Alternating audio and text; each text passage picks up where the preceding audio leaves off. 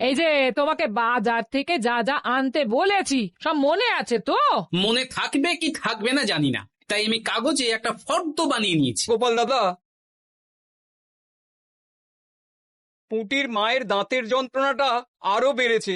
কাল সারা রাত যন্ত্রণায় ছটফট করেছে। আমাদের বৈদ্যমশাই দাঁতের শল্য চিকিৎসা শিখতেই বাইরে গেছেন, আজকের মধ্যেই আশা করি চলে আসবেন। কিন্তু ও যে আর পারছে না।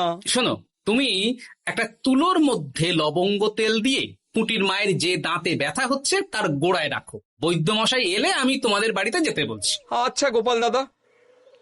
যাই, বাজার থেকে চটপট ঘুরে আসি, এরপর আবার রাজসভায় যেতে হবে।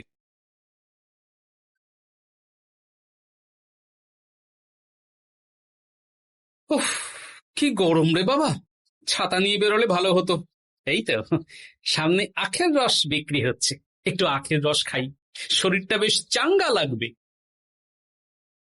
ভাই, আখের রস কত করে দিচ্ছ? 1 ভাঁড় 10 আনা গোপাল দাদা। দাও দেখি 1 ভাঁড়। আরে, এই যন্ত্রটা কিন্তু দারুণ। ওই আমাদের রাজ্যের বিজ্ঞানী মশাইয়ের অবদান।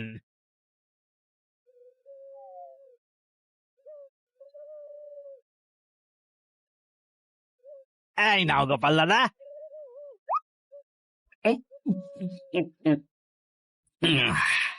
আহ, শান্তি। এই নাও ভাই, তোমার 10 আনা।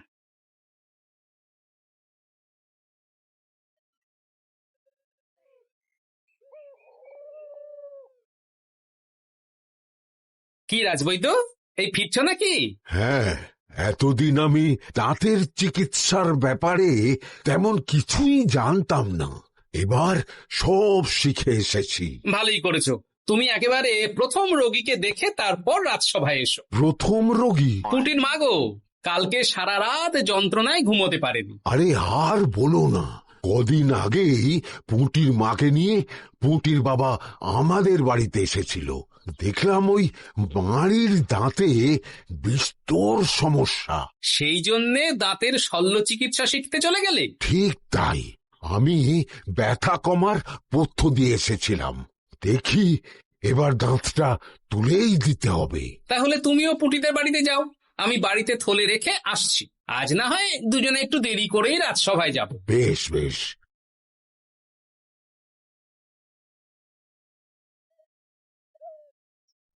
দেখুন মহারাজ, দেখুন, আজকে রাজবৈদ্য আসেনি, আর ওদিকে গোপালও ডুব দিয়েছে। এই আনন্দে আমাদেরও ছুটি দিয়ে দিন মহারাজ। কি আনন্দে? এই গরমে বাড়ি বসে একটু আমপানার শরবত খাবো আর ঘুমবো। রাজ্যের সেনাপতি যদি বিশ্রামের কথা বলে তাহলে আমার আর কিছুই বলার নেই।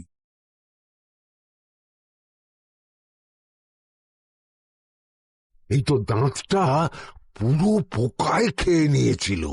এখন দুদিন কোনো কথা বলা যাবে না, শুধু জল বা তরল জাতীয় খাবার খাবে।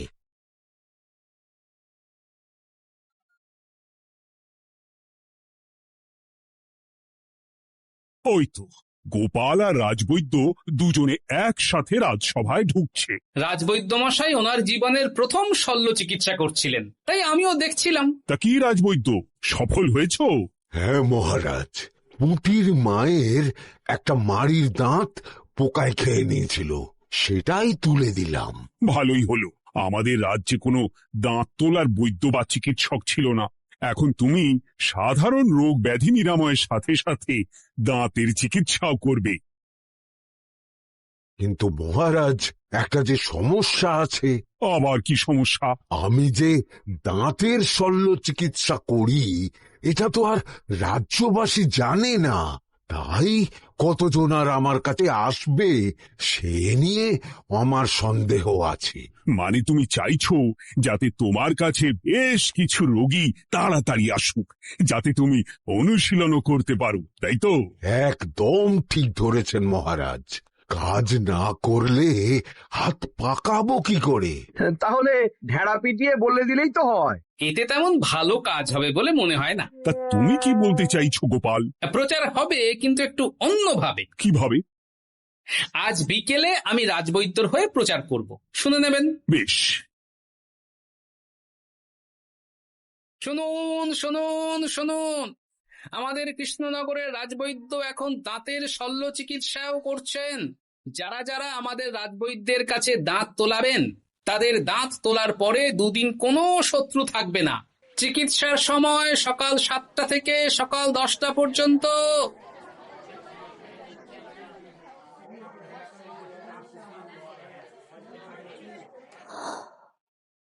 এসব তুমি কি উল্টো পাল্টা কথা বলছো গোপাল? উল্টো পাল্টা না, আপনি দেখুন না আপনার বাড়িতে লোকজন আসে কি না। আর কেউ যদি জিজ্ঞাসা করে যে এই রকম প্রচারের কারণটা কি, তাহলে বলবেন রাজসভায় আমার সাথে কথা বলতে আমি বুঝিয়ে দেব।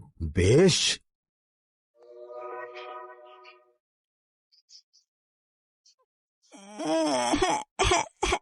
তোকে বারবার বলি এত মিষ্টি গুড় কাঠি খাস না। কি করবো বাবা, কি ব্যথা।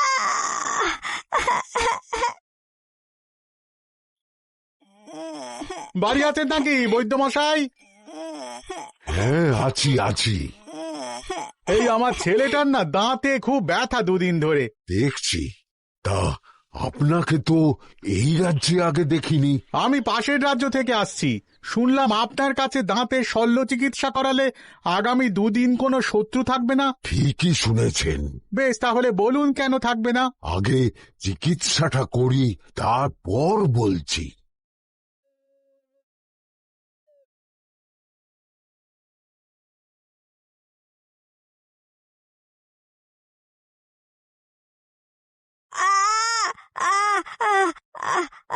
আর চিন্তা নেই, এখন 2 দিন কোনো কথা বলা যাবে না। এবার তো বলুন আমার ছেলের আগামী 2 দিন কোনো শত্রু থাকবে না কেন? আজকে রাজসভায় চলে আসুন, ওখানে গোপাল এই প্রশ্নের উত্তরটা দিয়ে দেবেন। তা বৈদ্য, তোমার কাছে আজকে কেউ এসেছে? সকাল সকাল দাঁত তুলে এলাম মহারাজ। বাবা, একদিনের প্রচারই এই ব্যাপার? মহারাজ, মহারাজ, বাইরে কয়েকজন অপেক্ষা করছে, তারা গোপাল দাদার থেকে কিছু জানতে চায়। তাদের ভিতরে আসতে বলো।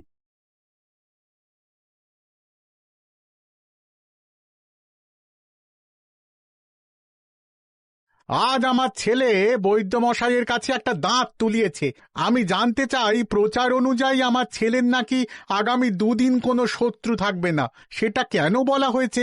আমরাও জানতে চাই। বলতে পারি, কিন্তু কথা দিতে হবে। এই কারণটা বাইরে আর কাউকে বলা যাবে না। বেশ, বলবো না।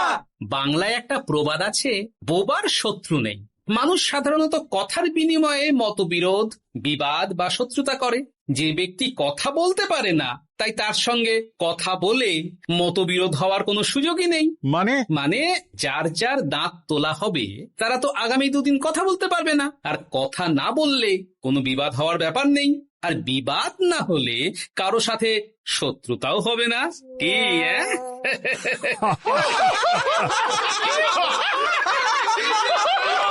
এই জন্যই তুমি হাসির রাজা গোপাল ভাঁড়। এ তোমার কথা শুনতে যাবে?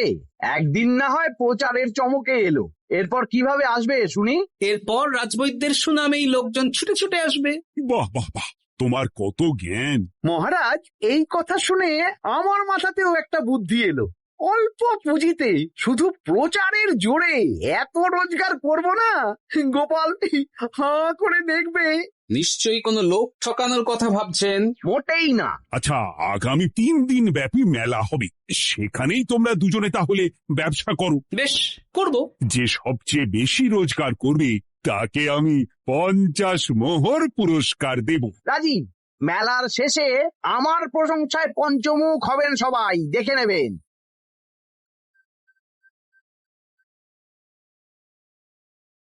খুব তো বড় মুখ করে বলে এলেন যে ব্যবসা করবেন মেলার মাঠে। তা আপনি কি ব্যবসা করবেন শুনি? ভাগ্য পরীক্ষার দোকান দেব।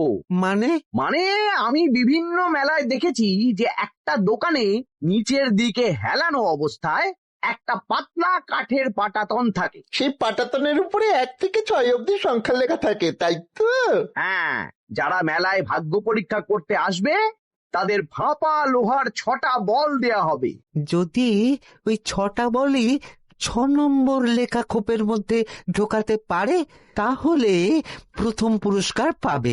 আমিও ওটারই দোকান দেব, কিন্তু শুধুমাত্র একটাই পুরস্কার থাকবে। 6টা বল 6 নম্বর খোপের মধ্যে ফেলে কেউ যদি 36 করতে পারে তাহলে সে পাবে 100 মোহর উপহার। আরে খেলার জন্য কত মোহর লাগবে?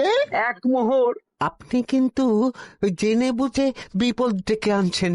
একজন কেউ ফেলে দিলেই আপনার হাত থেকে 100 মোহর ফসকে যাবে। আরে মেলার ভিড়ে যদি আপনি পুরস্কার না দেন তাহলে জনতার একটা মারও ফসকাবে না। আরে সেই জন্যেই তো তোদের পোষা। তোদের মধ্যে যে কোনো একজন ওই কাঠের পাটাতনের নিচে লুকিয়ে থাকবি। যখনই দেখবো কেউ 36 করে ফেলছে আমি গলা ঠাকরাবো, আর তোরা কাঠের পাটাতনটা হালকা করে নিচ থেকে নাড়িয়ে দিবি। এটা তো দারুণ বুদ্ধি। কি বলছো গোপাল, তুমি আখের রসের দোকান দেবে? হ্যাঁ, এই গরমে আখের রসের বেশ চাহিদা। তোমার বানানো ওই যন্ত্রের চাকা ঘোরাবো আর আমার ভাগ্যের চাকা ঘুরবে। সে ঠিক আছে, আমার কয়েকটা যন্ত্র বানানোই আছে। তুমি না হয় মেলায় ব্যবহার করো 3 দিন। ব্যাস, আর চিন্তা নেই। এবার শুধু জমিয়ে আখের রস বিক্রি করব, সাথে বিভিন্ন মশলা, বরফ আর পাতিলেবুর রস দেব।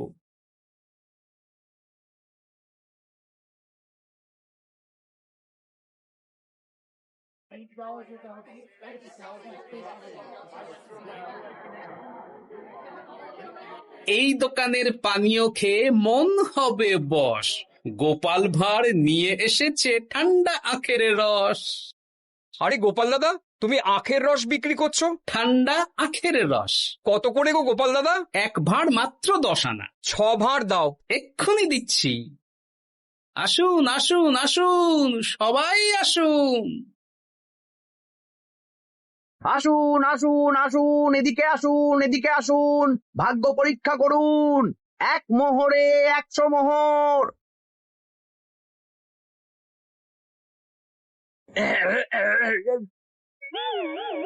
ভাগ্য পরীক্ষা করুন। মন্ত্রী মশাই বলেন কি 1 মোহরে 100? তুমিও ভাগ্য পরীক্ষা করাবে নাকি? একবার বাজিয়ে দেখতে দোষ কি? দাও, আখের রস খেয়ে বরং চলে যাই। এই তো হয়ে এসেছে। এই নাও, ধরো।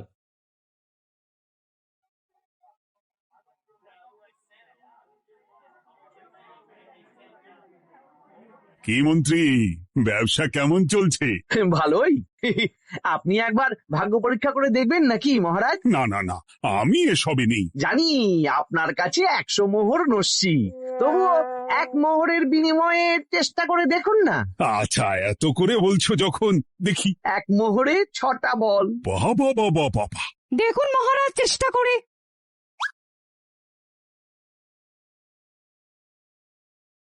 এই তো একটা 6 পড়েছে, আবার চেষ্টা করুন। জয় মা জয় মা,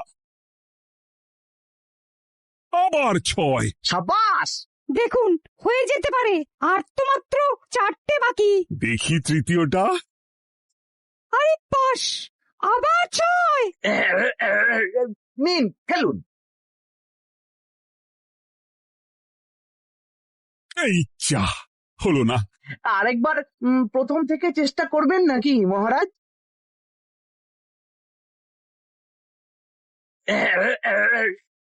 না, এবারেও হলো না।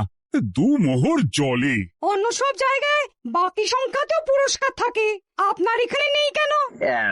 আমার এখানে ধামাকা পুরস্কার, তাই বাকি আর কিছু রাখিনি। 36 করতে পারলেই 100 মোহর। এই নাও মন্ত্রী, 2 মোহর।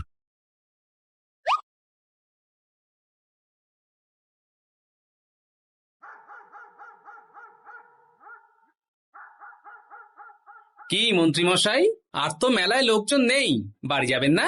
তুমি যাও না, আমি একটু পরে যাব। বেশ, আমি এগোলাম। গোপাল আর মন্ত্রী, তোমাদের কার কেমন রোজগার হয়েছে একদিনে? মহারাজ, কালকে আমার 7 মোহর 20 আনা রোজগার হয়েছে। আমার 70 মোহর, কিন্তু খরচ কিছুই হয়নি, কারণ কেউ 36 করতে পারেনি মহারাজ। বাহ বাহ বাহ, আমি তো বলেছিলাম আমি যখন ব্যবসা করব গোপাল আমার ধারে কাছে দাঁড়াতে পারবে না। বেশ, এখনো তো আজ আর কাল দুদিন মেলার বাকি আছে। দুদিনেও আমার দুটো কানা করিও খরচ হবে না, শুধুই রোজগার। গোপাল যতই প্রচার করুক আর যতই ভালো আখের রস বানাক না কেন, আমার ব্যবসাকে টপকাতে পারবে না। ঠিক আছে, আজকে আমি একবার ভাগ্য পরীক্ষা করে দেখবো।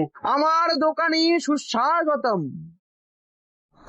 নাও সেনাপতি, চেষ্টা করে দেখো। দিন বল। আমিও সেনাপতির খেল দেখতে এলাম। প্রথম বল, এই যে গড়িয়ে গড়িয়ে গড়িয়ে 6 নম্বর। সাব্বাস সেনাপতি। আবার 6, তৃতীয়, চতুর্থ, পঞ্চম। আরেকটা ফেলতে হবে। নাও সেনাপতি। ষষ্ঠ বল, এই যা, হলো না। এটা কি হলো? আবার চেষ্টা করো তো সেনাপতি। হ্যাঁ, 3টে হয়ে গেছে, এবার 4 নম্বর। এই যা, 4 নম্বরে চলে গেল। চাই। ব্যাপারটা কি? মন্ত্রীমশাই গলা খুসখুস করার পরের বলটাই পরপর 2 বার অন্য ঘরে পড়ল। নিশ্চয়ই কোনো রহস্য আছে। না, আজকে রাতে ব্যাপারটা দেখতে হবে। চলুন মন্ত্রীমশাই, পুরো মাঠ ফাঁকা, একা একা মশা মারবে নাকি? আমি পরে যাব, তুমি যাও তো। বেশ। ব্যাপারটা কি? আমাকে তো নজর রাখতে হচ্ছে। না, একটা গাছের পিছনে লুকিয়ে পড়ি, মন্ত্রীমশাই গেলে ওনার পিছু নেব। দেখুন মন্ত্রীমশাই, পরপর 2 দিন আমি পাটাতনের নিচে ছিলাম। আগামীকাল ঘটাকে থাকতে বলুন। বেশ, তাই হবে। আর অত জোরে গলা খাঁকড়াবেন না, কেউ যদি সন্দেহ করে ব্যাপারটা বুঝে যায় মুশকিল হয়ে যাবে। আরে কেউ বুঝবে না, অনেক রাত হলো, চল চল চল চল চল। আচ্ছা, এই ব্যাপার। তাই ভাবি 2 দিন ধরে একটাও কেউ পারল না কেন। কাল আমিও মজা দেখাবো।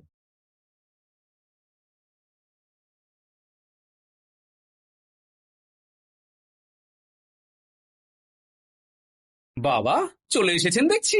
এত চাহিদা না আমার এই ভাগ্য পরীক্ষার, তাই আগে আগে চলে এসেছি। মন্ত্রীমশাই, আপনাকে মহারাজ এক্ষুনি ডাকছেন। এখন? কেন? সে তো জানি না, চলুন।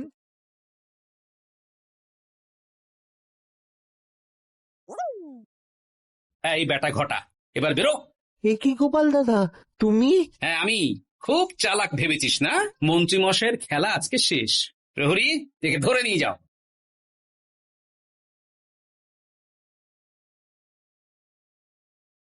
বিজ্ঞানী, তুমি তোমার চুম্বক নিয়ে এসেছো তো? হ্যাঁ। এবার 6 নম্বরের নিচে একটা টান টান করে সমান রেখা টানতে হবে, আগা থেকে গোড়া অবধি।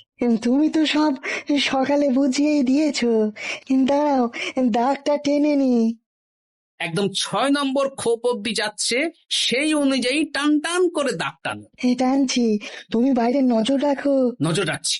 কাজ হয়ে গেছে, তুমি একবার অনুশীলন করে দেখে নাও। হ্যাঁ দেখছি। শুরু করো। শুরু করছি। একদম পাক্কা আছে। দূর, কেউ ডাকেনি, অকারণে সময় নষ্ট করলো। কতগুলো খদ্দের ফিরে গেছে কে জানে। কি হলো মন্ত্রীমশাই, এত রাগ কিসের? রাগ হবে না, ওরই বেটা আমার সাথে মজা করছিল। বেশ অনেকজন খদ্দের ফিরে গেল, আমার কত ক্ষতি হয়ে গেল। আমি খেলে আপনার ক্ষতিপূরণ দিতে পারি। তুমি খেলবে? হ্যাঁ, ভাগ্য পরীক্ষা করতে দোষ কোথায়? ওই তো বেশ কয়েকজন সভাসদেরা আসছেন, সবার সামনেই খেলবো। তাহলে শুরু করি। হ্যাঁ শুরু করো। এই বল যা, 6 নম্বরে যা। আরে বাস, গোপালের ফেলাপল তো গড়ালো না, সোজা 6 নম্বরে চলে গেল। এই দেখুন, আবার যাবে। বলকে আমি বলবো, বল কথা শুনবে। এই বল যা তো, 6 নম্বরে যা। আবার 6, আবার 6, আবার 6। কি এটা কি হচ্ছে? যা বল, এটাও 6 নম্বরে যা। আবার 6, 100 মোহর। হ্যাঁ, এটা কি করে হলো? দিন মন্ত্রী মশাই, 100 মোহর দিন। ইয়ে না মানে মন্ত্রী দাও বলছি। আমি আবার খেলবো। 6 আবার 6। আবার 100 মোহর। আর নেই। এই ঘটা, আরে কি করছিসটা কি? ঘটা নেই মন্ত্রীমশাই, আমি আছি। আর আছে আমার চুম্বক। মানে মানে তোমার কারসাজি ধরা পড়ে গেছে মন্ত্রী। গোপাল আমাদের সব বলেছে। হ্যাঁ, আপনি যেমন ছলনা করে ভাগ্য পরীক্ষার ব্যবসা করছিলেন, তেমনি গোপালও ছলনা করে আপনার ব্যবসা উল্টে দিল। তাহলে শেষমেশ কে জিতলো? হাসির রাজা, জ্ঞানীর রাজা, রসিক রাজা গোপাল ভাঁড়। লোকের ভাগ্য পরীক্ষা করছিলাম আর আমারই দুর্ভাগ্য নেমে এলো।